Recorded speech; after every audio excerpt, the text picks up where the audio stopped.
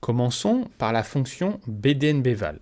Donc, comme la forme générale des fonctions de base de données, on a besoin de la base de données, c'est-à-dire du tableau avec les en-têtes, du champ, c'est-à-dire de la colonne qui va servir à appliquer NBval, et ensuite d'un ensemble de critères qui doivent être créés dans une zone de critères, peu importe où, dans la feuille Excel. Donc là, l'exemple que je vous propose de faire, c'est de compter le nombre de projets actuellement terminés. Pour ça, donc, on va écrire d'abord la zone de critères. Donc, comme là, on veut donc, les projets terminés, le terme terminé fait référence au statut du projet. Donc, on va devoir appliquer le critère sur la colonne statut. Donc, la première chose à faire sera d'écrire dans une cellule sur quelle colonne va s'appliquer. Et vous voyez l'importance de conserver les étiquettes des colonnes lorsqu'on sélectionne la base de données, c'est qu'on va s'en servir au niveau des critères. Donc là, on va utiliser la colonne statut pour pouvoir justement savoir si le projet est terminé ou pas.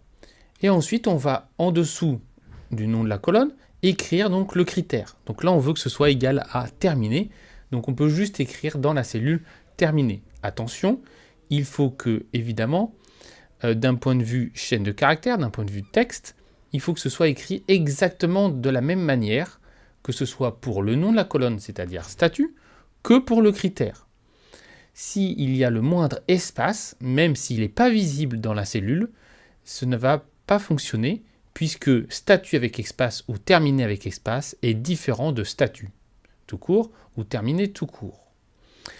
Donc ici, si on écrit notre fonction BDNBval, comme on le montre ici, donc on a notre fonction BDNBval.